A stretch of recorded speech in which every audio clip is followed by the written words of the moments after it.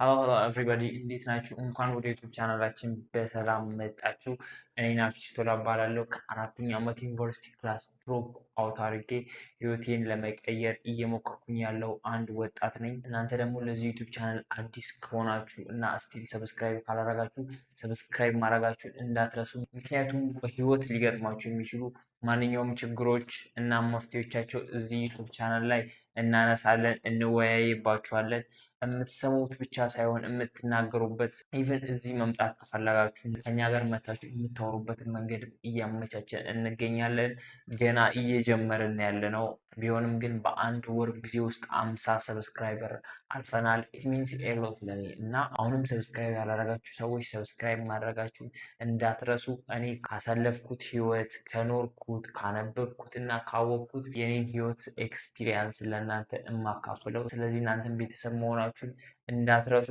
አሁን ላይ በዚህ ዩቱብ ቻናል ላይ በሶስት የተለያዩ ቶፒኮች ላይ እየሰራን እንገኛለን። ማለትም አሁን ላይ በዚህ ዩቱብ ቻናል ላይ የሚተላለፉ ሶስት የተለያዩ ፕሮግራሞች አሉን ማለት ነው። እዚህ ዩቱብ ቻናል ላይ ከምናነሳቸው ቶፒኮች አንደኛው ቢዝነስ እና ቢዝነስ ሪሌትድ የሆኑ አይዲያዎች ናቸው።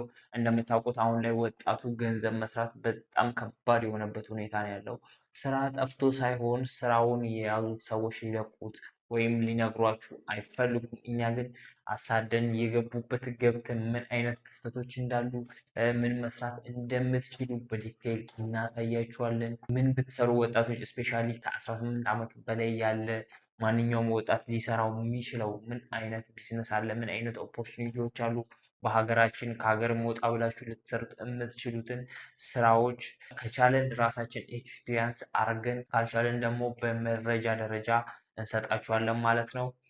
ሁላችሁም ስራ እንዲኖራችሁና የራሳችሁን ገቢ የምታገኙ ሰዎች ማድረግ ከዓላማችን ውስጥ አንዱ ነው ማለት ነው። ያው አብዛኛውን ነገር የምትሄዱት እናንተ ናችሁ፣ ግን ደግሞ ሂንት የሚሰጣችሁ ሰው ያስፈልጋል። አክቲቬሽን ኢነርጂውን የምታገኙበት ቦታ ያስፈልጋል። ከዛ በኋላ ብዙ ሰው የሚከብደው ስራውን መስራት ሳይሆን ስራው ቤት በኩል እንደሚሰራ መንገዱን ማወቅ ነው።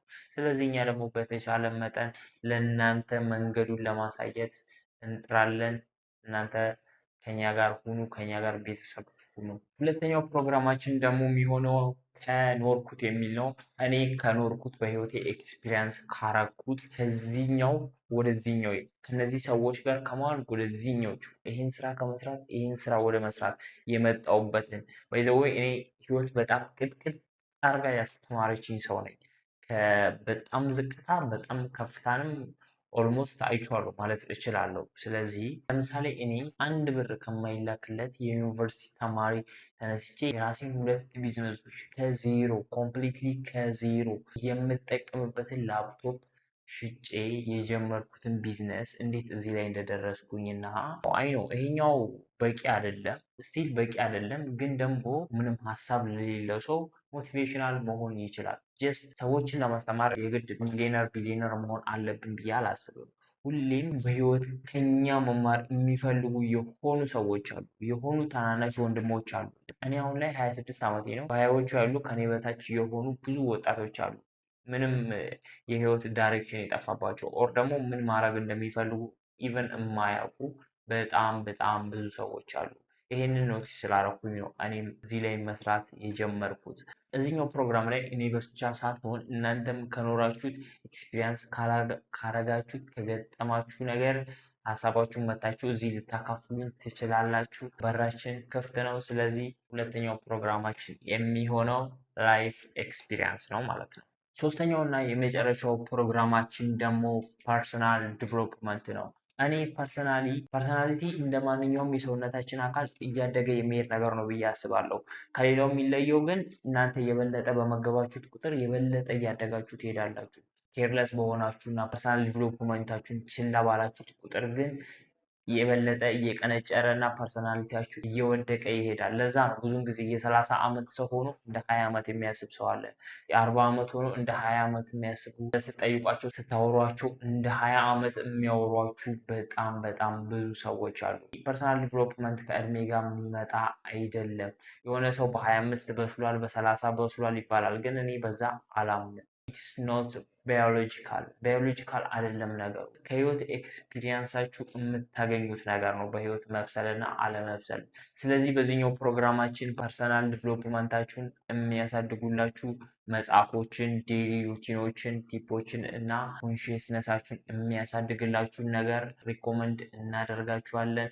ወደፊት ደግሞ ቻናላችን እያደገ ሲመጣ እኛ ብቻ የምናወራበት ሳይሆን እናንተም እዚህ ድረስ መታችሁ የምታወሩበት እንደ ፖድካስት አይነት ነገር እናዘጋጃለን። አብራችሁን ሁኑ። ሰብስክራይብ ማድረጋችሁን እንዳትረሱ። አር ሶ ኤክሳይትድ ከእናንተ ጋር ለመስራት። እኔ እዚህ ዩቱብ ቻናል ላይ የመጣሁት የሆነ ፕሮፊት ለማግኘት አይደለም፣ ጀስት የምኖረው ኢንተርናል ሳቲስፋክሽን ለማግኘት ስለሆነ ነው። ስለዚህ እናንተን ማገዝ፣ እናንተን ሰፖርት ማድረግ፣ ከእናንተ ጋር ማውራት፣ የእናንተን ሀሳብ መቀበል ለእኔ ዘሞስት ሳቲስፋክሽን የሚሰጠኝ ነገር ነው። ስለዚህ ዶንት ፎርጌት ሰብስክራይብ ማድረጋችሁን እርግጠኛ ሁኑ። ሀሳባችሁን አስተያየታችሁን ደግሞ በነፃ ኮሜንት ላይ አስቀምጡልን። ኢቭን ኢፍ መደወል ከፈለጋችሁ እንኳን ስልካችንን ዲስክሪፕሽን ላይ እናስቀምጥላችኋለን። ደውላችሁ በነፃነት የምትፈልጉትን ነገር ልታወሩ ልታማክሩ ትችላላችሁ። እስከዛው ድረስ ግን ሰብስክራይብ እያደረጋችሁ ቤተሰቦቻችን ሁኑ። አብረን እናድጋለን፣ እንማከራለን፣ ሀሳብ እንሰጣለን፣ እንቀበላለን። በህይወታችን ፕሮዳክቲቪቲ የሚያወጡልን ማንኛውንም ነገር እንሞክራለን። ስለዚህ ድጋሚ ሰብስክራይብ ማድረጋችሁን እንዳትረሱ። ስቴይ ፕሮዳክቲቭ። ደህና ሁኑ።